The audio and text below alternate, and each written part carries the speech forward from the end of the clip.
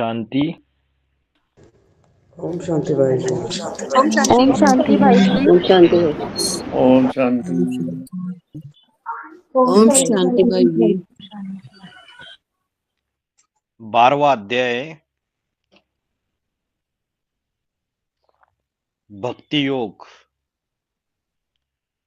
साकार और निराकार उपासकों में कौन श्रेष्ठ है? जैसे ब्राह्मणों की दुनिया में भी कोई साकार को याद करता है डायरेक्टली, कोई निराकार ज्योति बिंदु को याद करता है, निराकार शिव को याद करता है,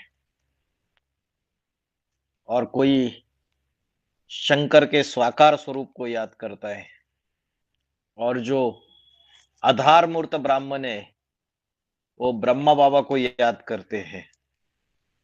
तो अलग अलग कैटेगरीज है।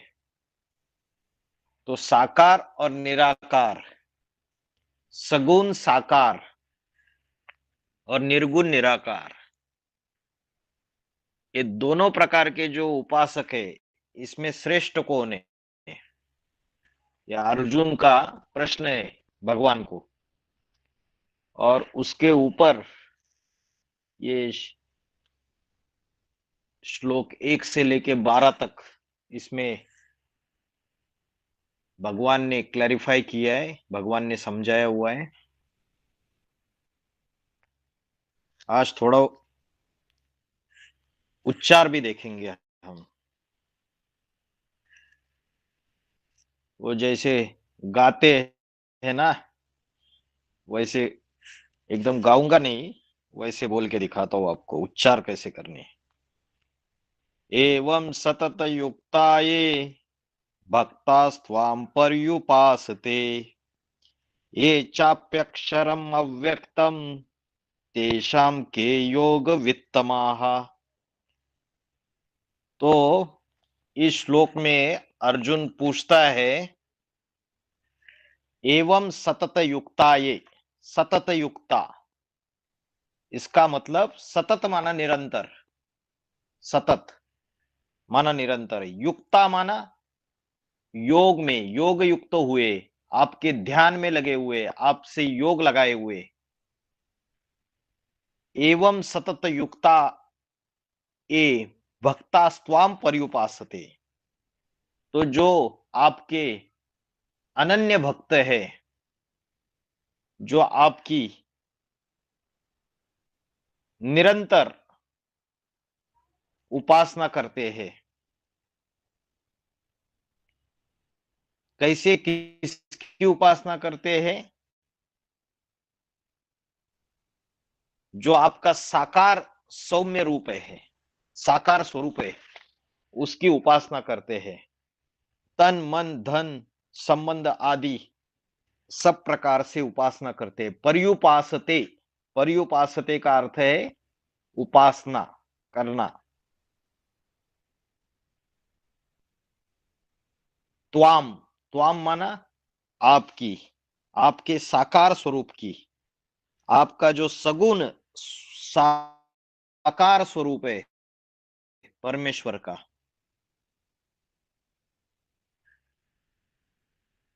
उसकी उपासना करने वाले जो भक्तजन है।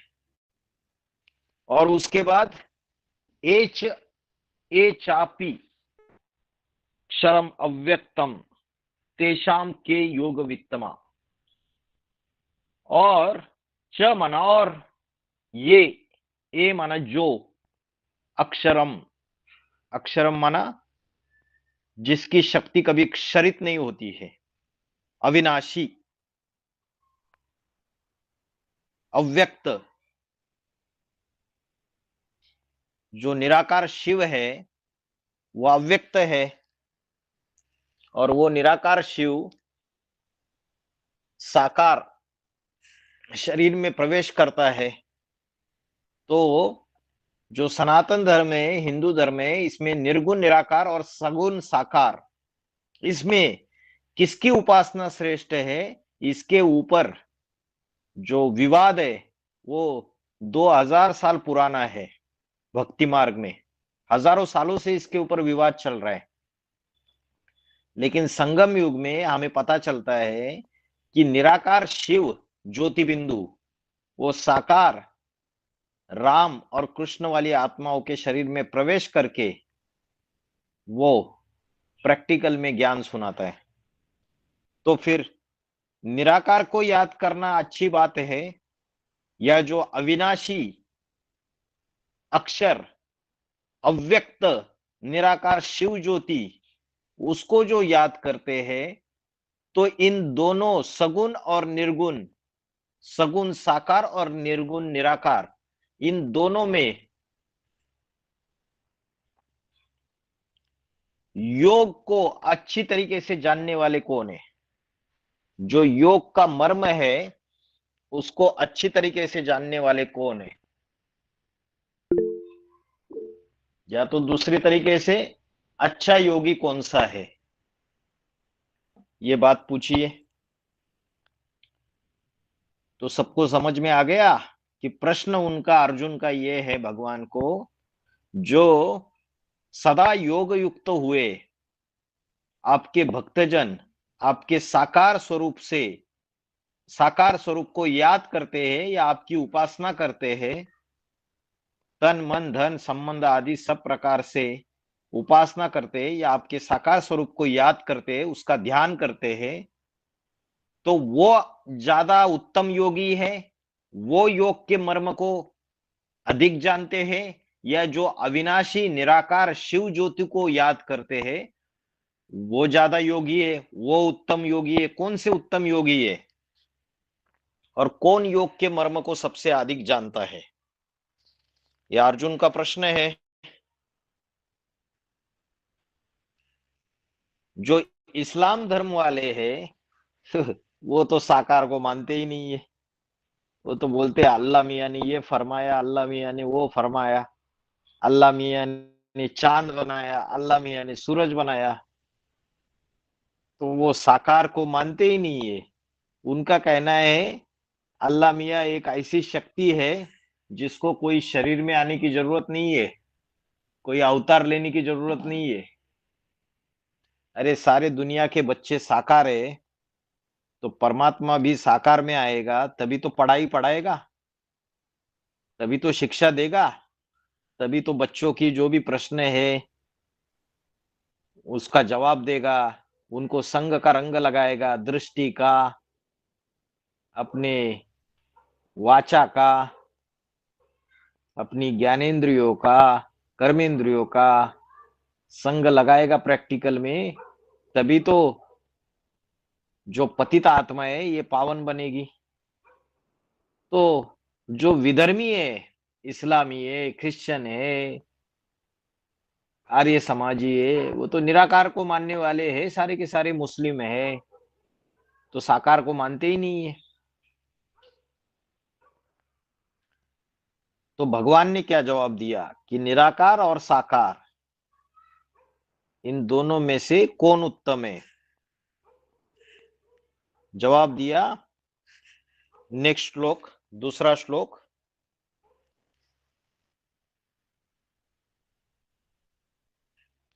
मय्यावेश मनो ये माम नित्य युक्ता उपासते श्रद्धया परयोपेस्तात् ते मे युक्त तमामतः। तो मई माना मेरे में, मुझ में, मुझ में जो अपने मन को लगा देता है, अपने मन को मुझ में स्थिर कर देता है अव्यभिचारी रूप से, नित्य युक्ता, नित्य युक्ता माना नित्य माना सदा, ऐसा नहीं कि कभी कभी लगा देता है, सदा अपने मन को जो अव्यभिचारी रूप से मुझ में सदा के लिए लगा देता है। मैया वेश्य मनो ये माम नित्य युक्ता उपासते। यह युक्त का अर्थ लेना है आपको योग युक्त, युक्त माना योग, जो मेरा ध्यान करता है नित्य, सिंपल भाषा में, जो सदा मेरे से योग लगाता है, अपने मन को मुझ में स्थिर कर देता है। फिर क्या बोला?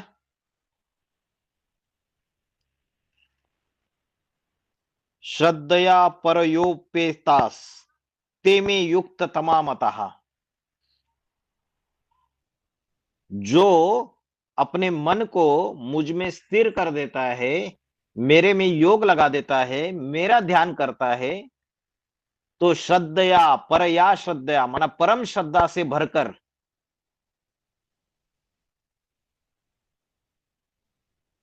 मुझको ही याद करता है। मुझको माना यहां कोई किसकी बात चल रही है? बोलने वाला भगवान है साकार में, तो मुझे साकार को याद करता है, सगुण साकार को, मतलब मेरे साकार शरीर में निराकार को याद करता है। बाबा ने मुरली में बोला है, साकार में निराकार की याद सबसे एक्यूरेट याद है। तो ब्राह्मणों की दुनिया में कोई ऐसे है, वो सिर्फ साकार का ही चेहरा याद करते हैं, कोई सिर्फ निराकार ज्योति बिंदु को याद करते हैं, और कोई ऐसे है जो साकार में निराकार को याद करते हैं। तो सबसे अच्छी एक्यूरेट अवस्था कौन सी है, याद कौन सी है? कौन सी याद है सबसे एक्यूरेट? साकार में निराकार। साकार में निराकार। साकार में निराकार को याद करना। तो इस श्लोक में बोला, परम श्रद्धा से भरकर मुझको याद करते, परया श्रद्धया उपेताः ते में युक्त तमामतः। उपेता माना याद करते हैं, मेरा ध्यान करते, परम श्रद्धा से भरकर मेरे में ही मन लगाते हैं, मेरे में मन को स्थिर करके योग युक्त होते हैं। मेरे में माना किसमें? वो जो साकार में निराकार शिव ज्योति है, मतलब साकार में निराकार को याद करते हैं। ते में युक्त तमामतः, तमा माना उत्तमा, मतलब वो उत्तम योगी है, वो श्रेष्ठतर योगी है, वे मेरे सब योगियों में श्रेष्ठतम योगी है। और इधर क्या लिख दिया? कौन है वो सबसे श्रेष्ठतम योगी, जिसको शंकर ने अपने जटा में धारण कर लिया, सर पे चढ़ा के रख लिया? कौन है वो श्रेष्ठ योगी? बाकी अष्टदेव। जितने भी 16 16,108 है, उसमें श्रेष्ठ योगी है वो अष्टदेव। तो बाबा ने बोला कि मन को मुझ में स्थिर करके सदा योग युक्त हुए, परम श्रद्धा से भरकर मुझ शिव ज्योति को याद करते हैं, वह जो योगी है वो सबसे श्रेष्ठतम योगी माने गए।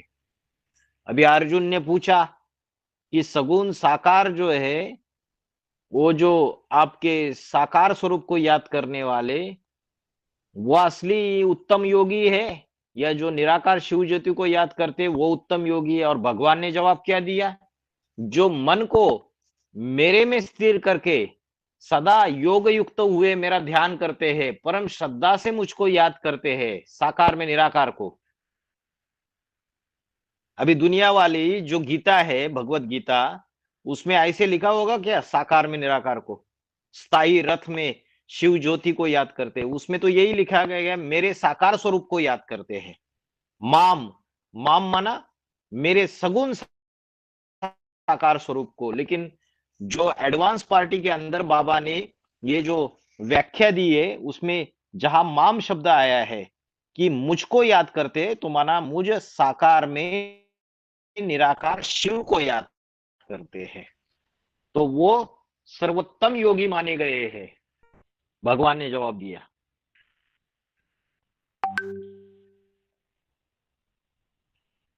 अभी मेरे को बताइए, बाबा ने मुरली में बोला है कि साकार में निराकार की याद एक्यूरेट याद है, ठीक है? अभी बाबा की कोई कोई दृष्टि की आप अगर देखोगे कैसेट में, तो बाबा की एकदम गहरी निराकारी स्टेज रहती है, बहुत गहरी। जैसे वो दाढ़ी वाली दृष्टि है 2018 में, बहुत गहरी निराकारी स्टेज है। तो वो निराकारी स्टेज अगर बुद्धि में छप गई तो क्या वो साकार में निराकार की याद नहीं है? क्योंकि है तो साकार का चेहरा तो है ही, लेकिन उसकी गहरी निराकारी स्टेज बुद्धि में छाप पड़ी हुई है किसी के, समझो। वो जो गहरी निराकारी अवस्था की छाप अगर पड़ी हुई है तो वो भी साकार में निराकारी स्टेज है।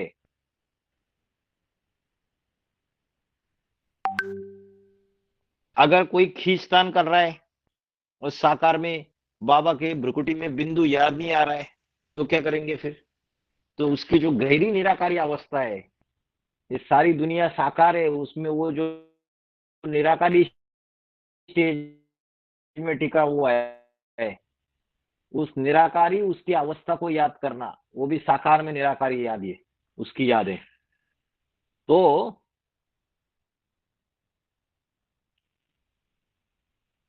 कभी कभी क्या होता है ब्राह्मणों की दुनिया में, माताएं बेचारी, बाबा से प्यार होता है, स्नेह होता है, लेकिन दृष्टि की कैसेट लगाते हैं तो बाबा के चेहरे की तरफ देखते रहते हैं। बाबा के चेहरे की तरफ देखना है या एक बार झलक देख के अपने भ्रुकुटी में आत्मा को स्थित करते हुए बिना देखे उसको याद करना है। सिर्फ टीवी की तरफ देखते रहेंगे ऐसे तो वो अच्छी याद नहीं है। अगर हमने हमारा, समझो महबूबा है, महबूबा की एक झलक देख ली जीवन में, बाबा बोलते हैं पूरी जिंदगी भर याद करते रहते हैं। तो वैसे ही जो सच्चा प्रेमी है, सच्चा आशिक है, चलो बाहर की दुनिया में सन का रंग लगता है, तो बाबा की कैसेट लगाई दृष्टि की तो थोड़ा देखो 1 मिनट, फिर याद करो, फिर अपने मन को अव्यभिचारी रूप से मेरे में स्थिर करके योग लाता है और परम श्रद्धा से भरकर मुझ साकार में निराकार शिव ज्योति को याद करता है, वह सभी योगियों में सर्वश्रेष्ठ योगी है। ये जवाब दिया। अभी आगे आते 12वें अध्याय का 3रा श्लोक। अभी निराकार के बारे में भगवान क्या बताते देखो।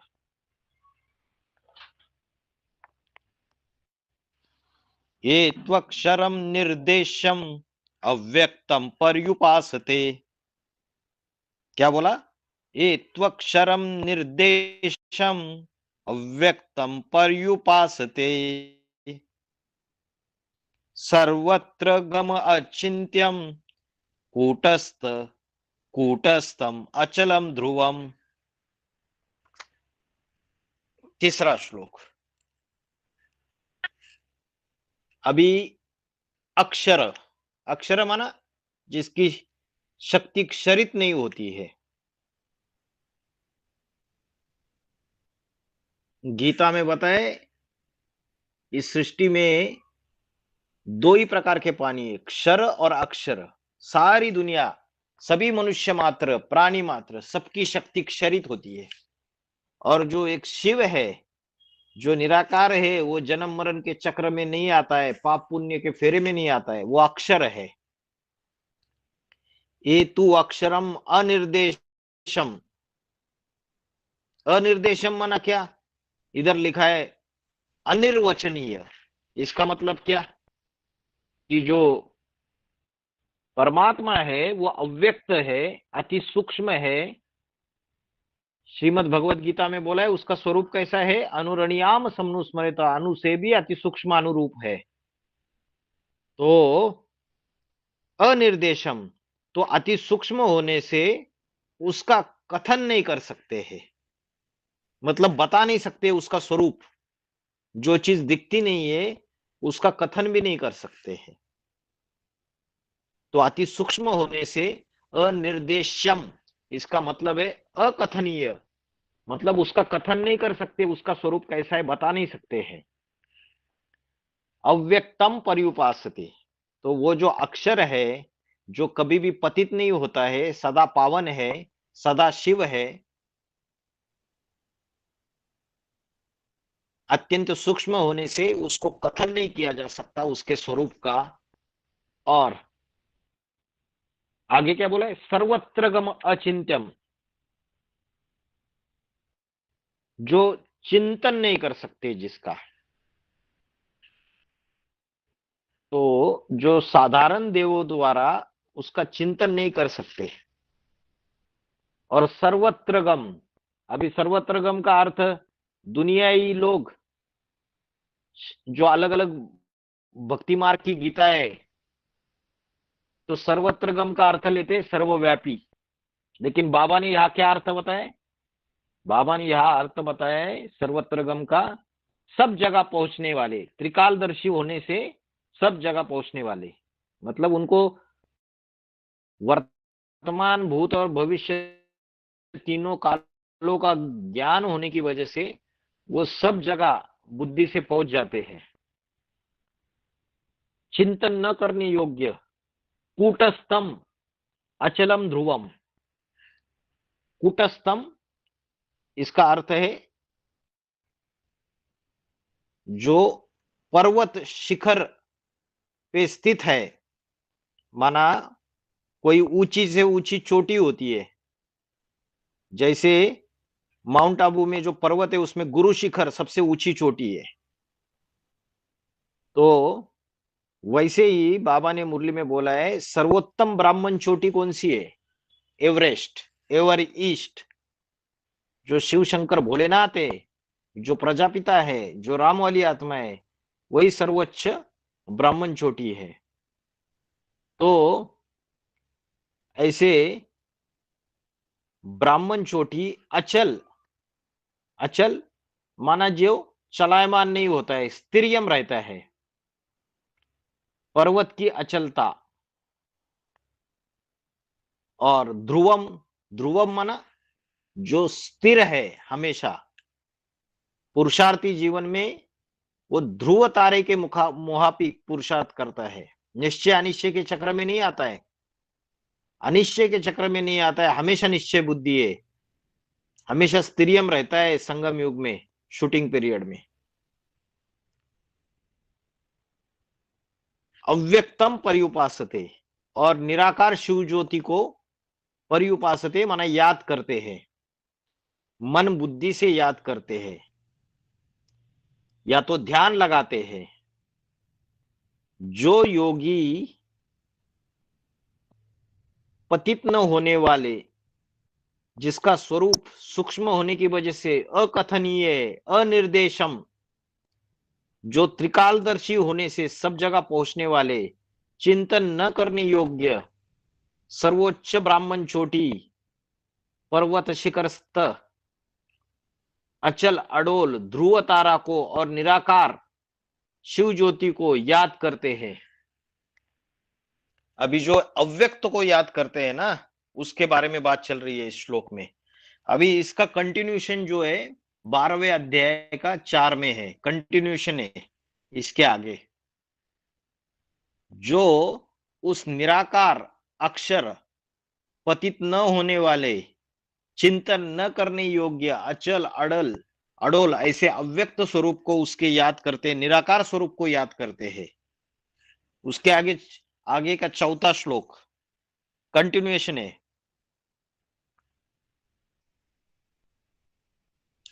सन्नियम्य इंद्रिय ग्रामम सर्वत्र समबुद्धया ते प्राप्नुवन्ति मामेव सर्वभूत हिते रताः। क्या बोला है, सन्नियम्य इंद्रिय ग्रामे, सन्नियम्य इंद्रिय ग्रामम माना ये जो इंद्रियों को पूरी तरीके से संयम में रखकर, संयमित करके 11 इंद्रिय, 5 ज्ञानेन्द्रिया, 5 कर्मेंद्रिया और 11वां इंद्रिय मन। तो बात किसकी चल रही है 12वें अध्याय के तीसरे श्लोक में, कि जो उस अक्षर अव्यक्त, अचिंतनीय, जो कूटस्थ है, जो स्थिरियम रहने वाला, अचल, ध्रुव तारे जैसा, ऐसा जो अव्यक्त निराकार को याद करते हैं और अपनी सभी इंद्रियों को पूरी तरीके से संयमित करके, आगे क्या बोला, सर्वत्र समबुद्धया, सर्व में समदर्शी, सर्वभूत हिते, भूत माना प्राणी, हिते माना कल्याण, तो सर्व प्राणियों के कल्याण में लगे हुए, रताहा माना लगे हुए, वो मुझ एक लिंग भगवान को ही प्राप्त होते हैं। अभी देखो दूसरे श्लोक में बताया कि जो मुझ सगुण साकार स्वरूप में निराकार शिव ज्योति को याद करते हैं वो सर्वोत्तम योगी है। अभी तीसरे और चौथे श्लोक में जो अव्यक्त अक्षर और जो अचिंतनीय उसका जो स्वरूप है, उसको सभी इंद्रियों को संयम में रख के उस स्वरूप को याद करते हैं, सारी प्राणियों के कल्याण में लगे हुए एक भगवान को ही प्राप्त होते हैं। जो परमात्मा है, जो समदर्शी है, उसको ही प्राप्त होते हैं। माना ये जो अव्यक्त निराकार को याद करने वाले, इनको भी गलत नहीं बोला, उनको बोला वो भी मेरे को ही प्राप्त होते हैं अगर वो इंद्रियों को संयम में रखकर समदर्शी प्राणियों के कल्याण में लगे हुए, माना विश्व कल्याण में लगे हुए।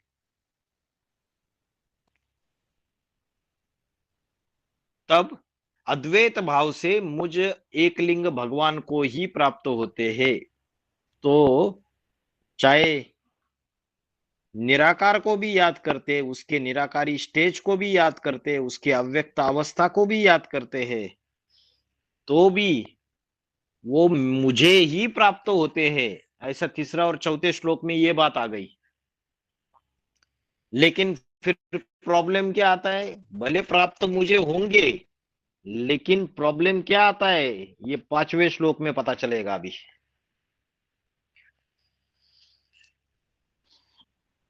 बाबा ने बोला है जो साकार को याद करते हैं ना वो चरित्रवान होते हैं, और निराकार को याद करने वाले होते हैं क्षिप्रगामी, बहुत तीव्रता से पुरुषार्थ करने वाले होते हैं।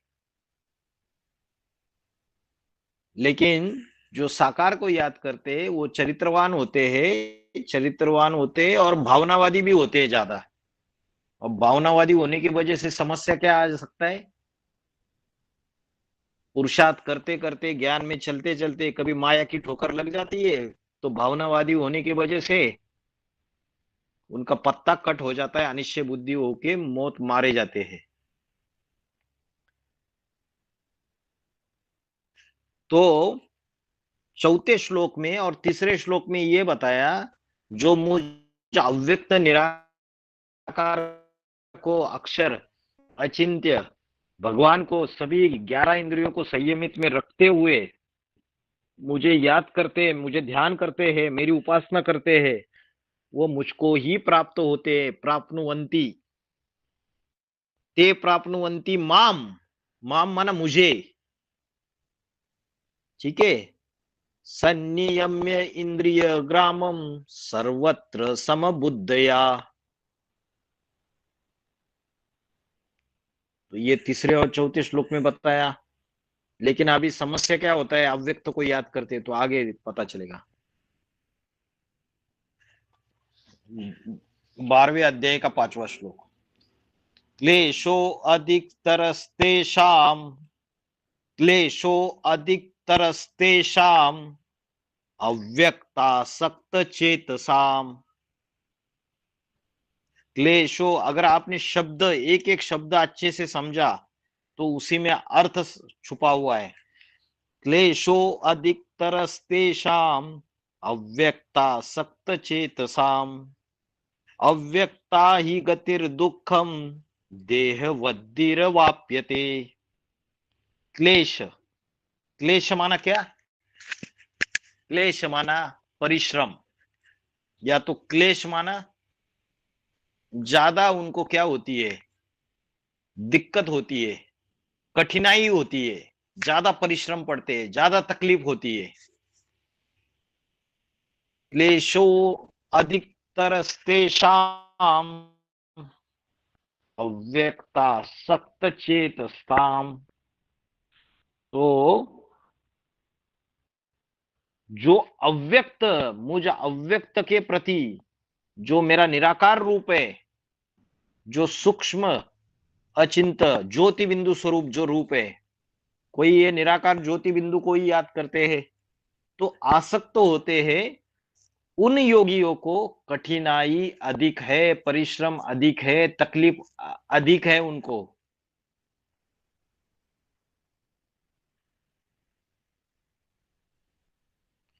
क्योंकि जो धर्म पिताएं होते हैं ना, अव्यक्ता ही गतिर दुखम देह वद्दिर अवाप्यते, मतलब उनको बहुत दुख सहना पड़ता है।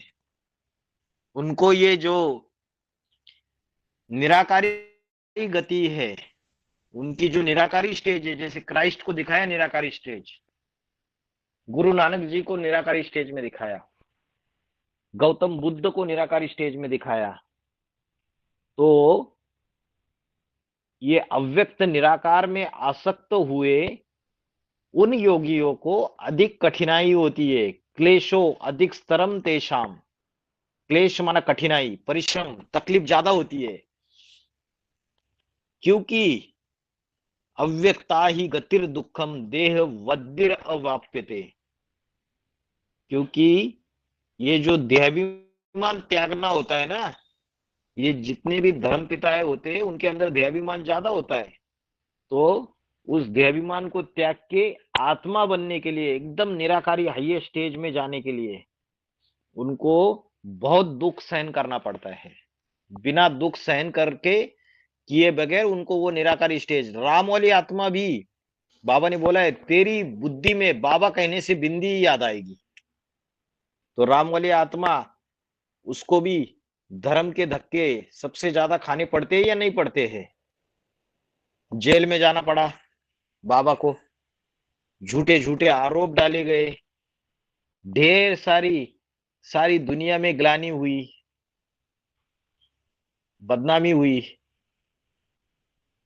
अनेक बार बाबा ने जो संगठन बनाया उसको विधर्मियों ने उसको विनाश करने के लिए प्रयत्न किए। उसके बावजूद बाबा ने डट के मुकाबला किया। भले उस पाठधारी को गहरा ज्ञान होने की वजह से दुख, संगम युग में वो दुख दुख भासता नहीं है, लेकिन जितने भी दूसरे भी धर्म पिता है, विदेशी विधर्मी, वो भी निराकारी गति प्राप्त करते हैं, निराकारी स्टेज प्राप्त करते हैं हाईएस्ट। तो उनको बहुत दुख सहन करना पड़ता है, तब वो प्राप्त करते हैं। धर्म के धक्के खाने पड़ते उनको बड़े बड़े। तो अव्यक्त को याद करने से भी भक्ति को ही प्राप्त होते हैं, लेकिन बहुत कठिनाई है। ये मार्ग बहुत कांटों से भरा हुआ है, और जो मेरे अव्यक्त रूप में आसक्त होते हैं उनको धर्म के धक्के बड़े खाने पड़ेंगे। गौतम बुद्ध जो है, सिद्धार्थ राजकुमार, उसको देश निकाला दिया गया।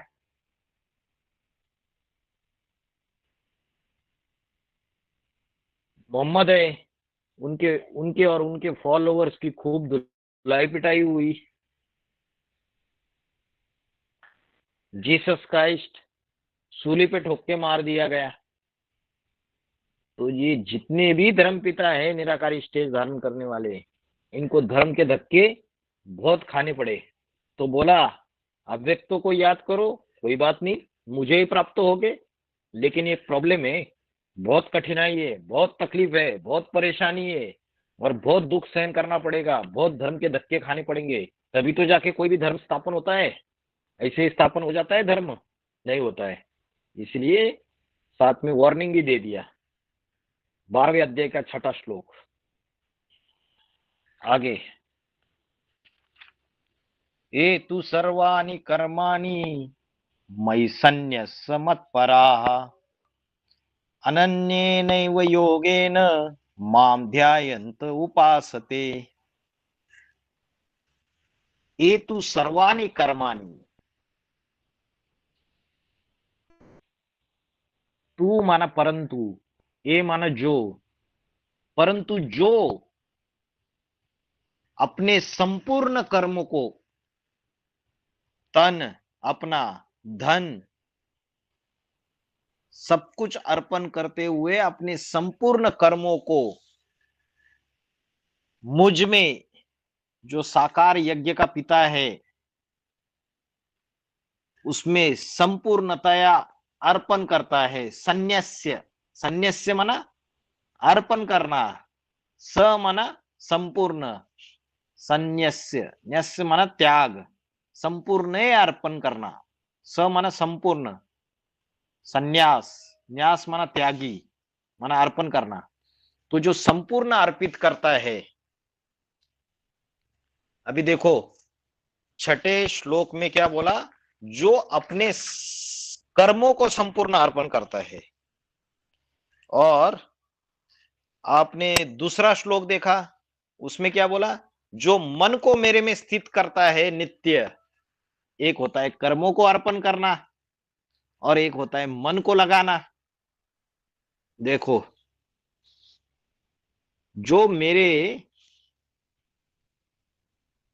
साकार स्वरूप में, जो मैं साकार तन में आया हूं, साधारण तन में, उसमें सब कर्मों को मुझ यज्ञ पिता में संपूर्ण तरीके से मन बुद्धि सहित अर्पित कर देता है, और अव्यभिचारी याद से मेरा ध्यान करता है। किसका ध्यान करता है? साकार में निराकार का, उसकी जो अव्यक्त अवस्था बनी हुई है, शंकर की निराकारी स्टेज, अव्यक्त मूर्ति।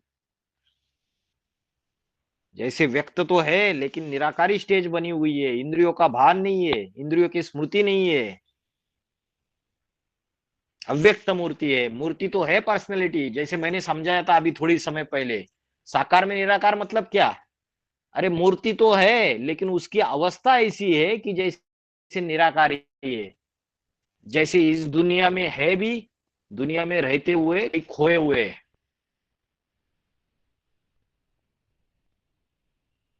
ऐसी गहरी अवस्था बनी हुई है।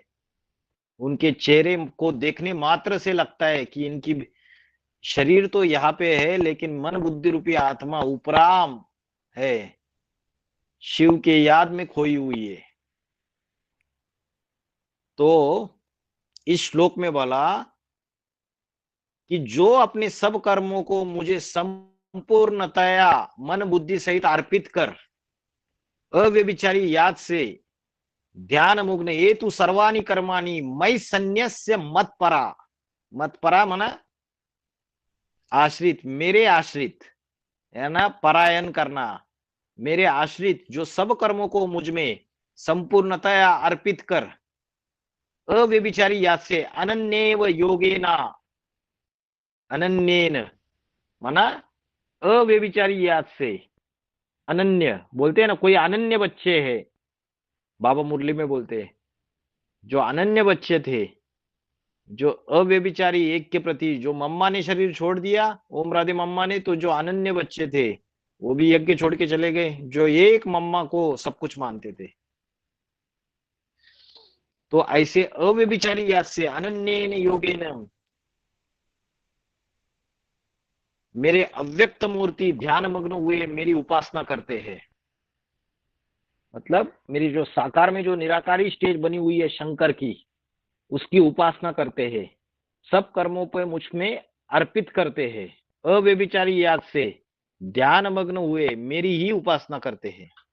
उनके लिए क्या बोला? 12वें अध्याय का 7वां श्लोक देखो। तो ऐसे जो है वो जो मेरी जो निराकारी अव्यक्त मूर्ति स्टेज बनी हुई है मुझ साकार की, उसमें संपूर्ण कर्मों को अर्पण कर देते हैं। और मेरी जो फरिश्ता रूप निराकारी स्टेज, अव्यक्त मूर्ति वाली स्टेज जो बनी हुई है, उसका चिंतन करते हैं, उसको याद करते हैं, उसकी उपासना करते हैं। उनके लिए 12वें अध्याय के 7वें श्लोक में देखिए क्या बोला है, कंटिन्यूएशन। तेषामहं समुद्धर्ता मृत्यु संसार सागरात् भवामि न चिरात् पार्थ मय्या आवेश चेतसाम।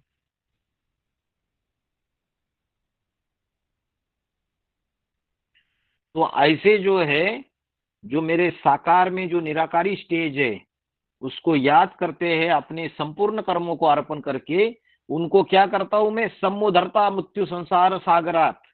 ये जो मृत्यु रूपी संसार का ये समुद्र है, इससे मैं क्या करता हूं, उनका उद्धार कर देता हूं।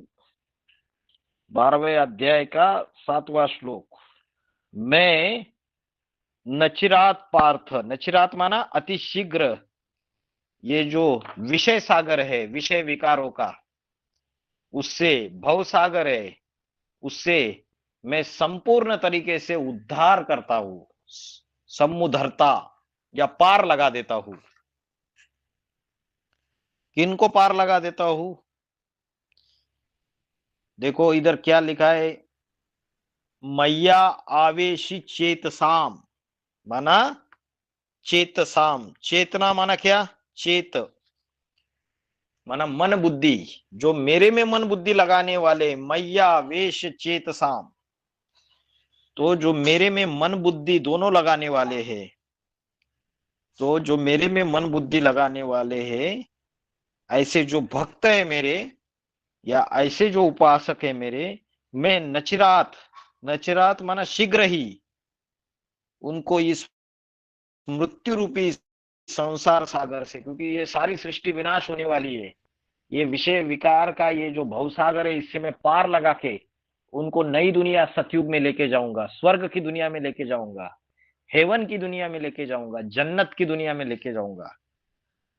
तो मैं इनको शीघ्र ही मृत्यु रूपी संसार समुद्र से पार लगाकर, शीघ्र ही मतलब 100 साल संगम युग तो लगते हैं ना, लेकिन बाबा ने बोला 1 सेकंड में जीवन मुक्ति गाई हुई है।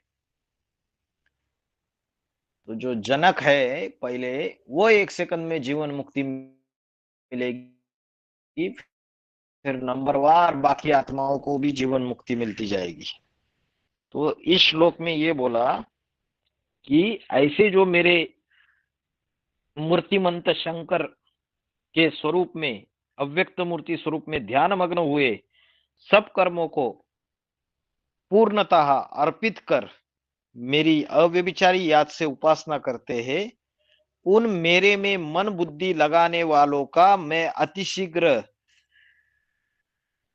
मृत्यु संसार इस विषय सागर से उनको पार लगा देता हूं, उनका उद्धार कर देता हूं।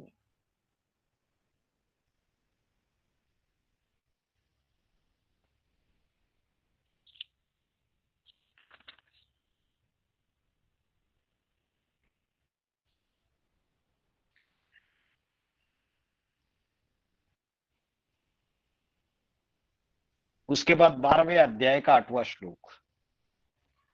मय्येव मन आदस्त्व मयि बुद्धिं निवेशया निवसिष्यसि मय्येव अत ऊर्ध्वं न संशयाः।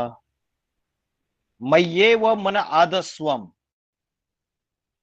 मेरे में ही मन लगाने वाला और मेरे में ही अपनी बुद्धि को स्थिर करने वाला, जो मेरे साकार स्वरूप में जो निराकार शिव आया है उसमें ही मन लगा, उसमें ही अपनी चंचल बुद्धि जो है उसको स्थिर कर, चंचल मन से जो बुद्धि तैयार हुई है उसको स्थिर कर। क्या बोला? मय्येव मन आदस्त्वम, मई बुद्धिम निवेशया, बुद्धि भी मेरे में ही स्थिर कर और मन में भी मेरे में ही लगा। किसमें? वो जो साकार है, सगुण साकार, जिसमें वो निराकार शिव आया हुआ है। निवसिष्यसि मय्येव अत उध्रुवम न संशया, इस प्रकार। क्या बोला? अत उध्रुवम न संशया, अत उध्रुवम, इस प्रकार उद्रोमुखी, उद्रोमुखी 5 जो ब्रह्मा के रूप है उसमें एक मुख उद्रोमुखी है। तो जो उद्रोमुखी है वो कौन है? वही नारायण है, वही शंकर है। इस प्रकार उद्रमुखी जो पंचानन उसका रूप है मुझ में ही निवास करेगा, इसमें कोई संदेह नहीं है। अतः उद्रवम न संशया, इसमें कोई डाउट नहीं है। क्या होगा कि तू मेरे में मन लगा, मेरे में बुद्धि को स्थिर कर, ऐसा अगर करेगा तो जो मेरा जो नर से नारायण बनने वाला मेरा जो परब्रह्म स्वरूप है उसमें ही तू निवास करेगा और जन्म जन्मांतर मेरे से ही तेरा संबंध बनेगा।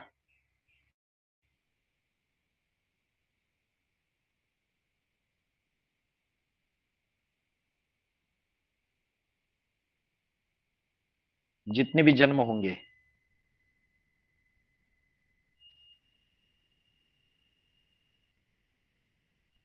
इसमें कोई संदेह नहीं है।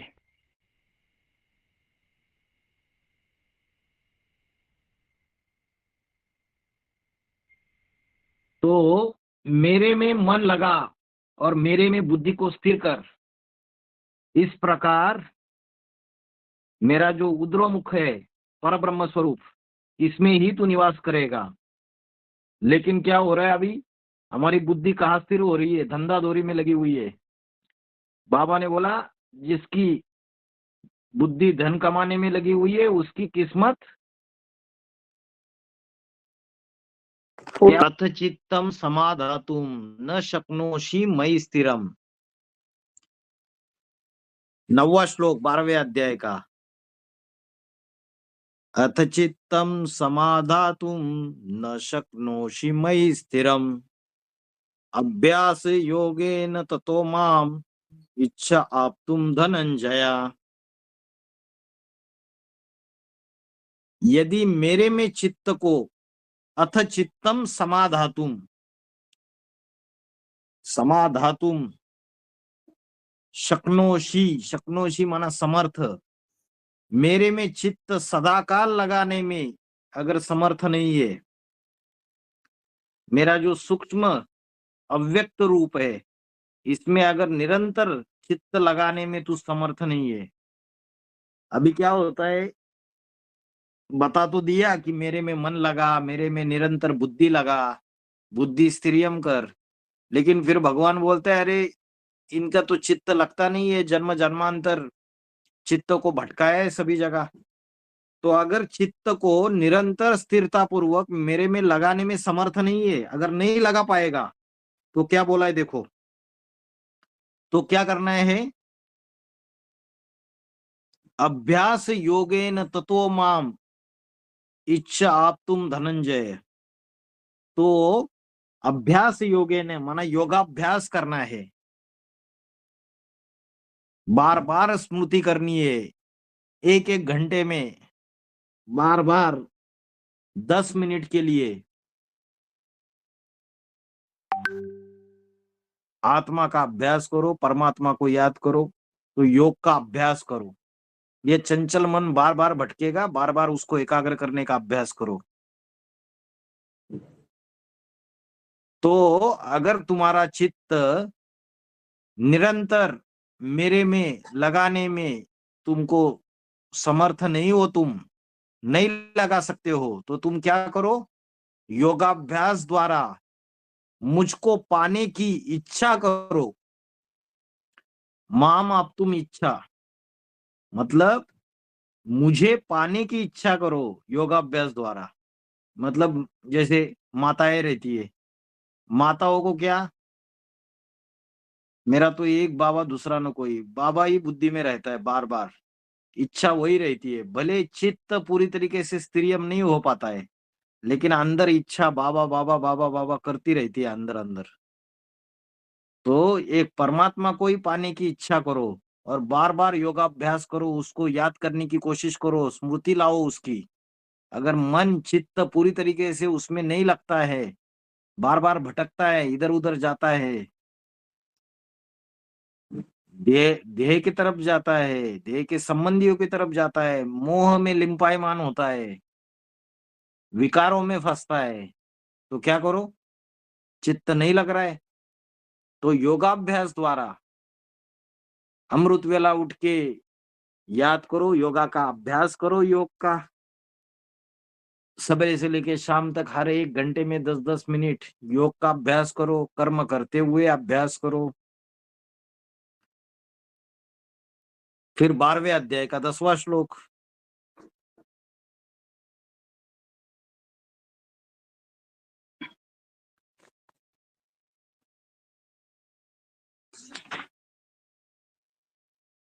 अभ्यासेप्य समर्थोसी मत्कर्म परमो भव मदर्थमपि कर्माणि कुर्वन् सिद्धिं वाप्स्यसि। अभी बोला कि क्या करो, योगाभ्यास करो और पाने की इच्छा करो। ये 12वें अध्याय के 90वें श्लोक में बोला कि तुम्हारा चित्त अगर मेरे में सदाकाल के लिए निरंतर स्थिर नहीं हो रहा है तो एक काम कर दो, तुम योगाभ्यास करो, बार बार अभ्यास करो, मेरी स्मृति मुझे स्मृति में लाओ और मेरे पाने की इच्छा करो। अंदर ही अंदर इच्छा रहनी चाहिए कि मुझे शिव बाबा को ही पाना है, मुझे जाना है तो शिव बाबा के पास ही जाना है। बांदीली माताएं बहुत इच्छा रहती है कि मुझे ईश्वरीय सेवा करनी है, शिव बाबा के पास जाना है। ये घर गृहस्थी से बुद्धि पूरी उनकी दुखी रहती है, तो अंदर जो इच्छा रहती है वो इच्छा तो करो, भले तुम्हारा चित्त स्थिरियम नहीं हो रहा है। तो आगे बोला, क्या बोला, अभ्यासेप्यो समर्थोसी मत कर्म परमो भव मदर्थमपि कर्माणि कुर्वन् सिद्धिं वाप्स्यसि। अगर तुम ये योगाभ्यास करने में भी असमर्थ हो, भाई मेरे को नहीं होता है कि ये योग का अभ्यास भी मेरे से नहीं होता है, तो भगवान ने उसके लिए भी युक्ति बताई। असमर्थ हो आप, ये योग का अभ्यास भी आपसे नहीं होता है, तो क्या करो, तो मत कर्म परमो भव, क्या करो, मेरे प्रति कर्म करो, जो कर्म करने हैं वो मेरे प्रति कर्म करो। मतलब यज्ञ में बाबा ने कन्या माताएं समर्पित है, तो वो कौन सा कर्म कर रही है, यज्ञ के प्रति कर्म कर रही है। भाई लोग यज्ञ में सेवा दे रहे हैं, तो वो यज्ञ के प्रति कर्म कर रहे हैं। अगर तुम्हें इसमें से कुछ भी नहीं हो रहा है तो तुम मेरे प्रति ही कर्म करो। जो मैंने ये ईश्वरीय रुद्र यज्ञ ज्ञान यज्ञ शुरुआत किया है, इसमें ही कर्म करो, इसके प्रति ही कर्म करो। जो धन है वो इसके प्रति ही अर्पण करो, जो तन की शक्ति है इसके प्रति ही अर्पण करो। और क्या बोला, मत कर्म परमम भव मदर्थम अपि कर्माणि कुर्वन् सिद्धिम अवाप्स्यसि। और ये जो मेरे लिए कर्मों को करता हुआ, कुर्वन् माना करता हुआ, मदर्थम अपि कर्माणि मेरे लिए कर्मों को करता हुआ भी सिद्धिम अवापससी, सिद्धि को प्राप्त करेगा। क्या सिद्धि है? अतीन्द्रिय सुख, कर्मातीत अवस्था, फरिश्ता स्टेज, फर्श से रिश्ता नहीं, कर्मातीत अवस्था, अतीन्द्रिय सुख को प्राप्त करेगा। अभ्यास में भी समर्थ नहीं है योग के, तो मेरे प्रति कर्म करो, मेरे लिए कर्मों को करते हुए तू सिद्धि को प्राप्त करेगा। तो ये 12वें अध्याय के 1 से लेके 10 श्लोक बता दिए। 8 नंबर में ये 8 नंबर मैं एक बार ये दिया तो अच्छा रहता है। मैं ये व मन आदस्त्व मई बुद्धिम निवेशया, मेरे में मन को लगा, मेरे में बुद्धि को स्थिरियम कर। निवशिष्यसि मय्येव अत उद्रम न संशया, इस प्रकार अगर मेरे में मन और बुद्धि को स्थिरियम करेगा तो तू मेरे हृदय में ही निवास करेगा जन्म जन्मांतर।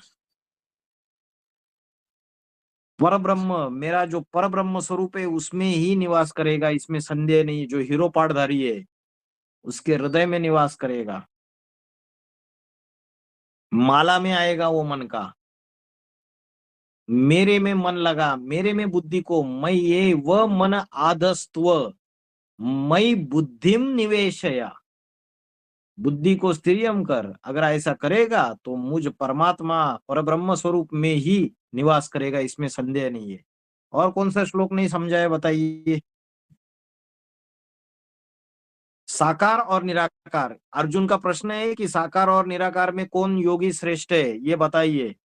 और परमात्मा ने दूसरे श्लोक में बताया कि जो मेरे साकार में निराकार ज्योति बिंदु को याद करता है, मैया वेश मनो ये माम नित्य युक्त उपासते, सदा काल निरंतर जो मेरे में मन लगाता है, मेरे में मन को एकाग्र करके मुझे याद करता है, वो योगी सर्वोत्तम है, मेरे साकार में निराकार रूप को याद करता है। फिर बताया कि जो मेरे अव्यक्त स्वरूप, अनिर्देश, अकथनीय, जिसका स्वरूप बताने योग्य नहीं है, जो अचिंत है, कूटस्थम अचलम, जो पर्वत जैसा अचल है, अडोल है, ध्रुवम मन स्थिर्य है, स्थिरियम है, तो सभी इंद्रियों को भली भांति संयमित करके मेरा ये जो स्वरूप है उसको अगर याद करते हैं तो वो भी योगी मुझे ही प्राप्त होते हैं। मतलब अव्यक्त को याद करने वाले भी मुझे प्राप्त होते हैं। लेकिन प्रॉब्लम है उसमें, एक क्या प्रॉब्लम है? क्लेशो अधिक स्तरम तेषाम अव्यक्ता आसक्त चेतसाम अव्यक्ता ही गति दुखम देहवद्दिर अवाप्यते। बहुत सारी कठिनाई है, बहुत परिश्रम है, बहुत तकलीफ है, बहुत दुख सहन करना पड़ेगा, धर्म के धक्के खाने पड़ेंगे। अगर उस निराकार अव्यक्त ज्योति बिंदु में ही अगर उसको याद करके निराकारी स्टेज धारण करनी है तो ये बताया। फिर 6ठे श्लोक में बताया तुम एक काम करो, सब लोग क्या करो, सारे कर्म है ना मेरे प्रति अर्पण कर दो, सब कर्मों को मुझ में अर्पित करो, जो भी कर्म कर रहे हो वो मेरे प्रति अर्पण करो। खाना बना रहे हो मेरे प्रति अर्पण करो। वो माताएं होती है ना भक्ति मार्ग में, अभी ट्रेन में जा रहा था, वो बोलती है मैं कुछ भी करती हूँ ना मेरे लड्डू गोपाल को खिलाती हूँ, पहले पहले पानी पिलाना है लड्डू गोपाल को पिलाऊंगी, खाना खिलाना है मेरे लड्डू गोपाल को पिलाऊंगी, उसको नहलाती हूँ, उसको कपड़े पहनाती हूँ। तो जो कर्म है वो करते हुए भाव क्या होना चाहिए? खाना भी खा रहे तो उसके लिए कर, उसको अर्पण करके उसके प्रति कर्म कर रहे, सब कर्मों को मुझ में संपूर्णतः अर्पित कर अव्यभिचारी याद से ध्यान मग्न हुए मेरी उपासना करते हैं।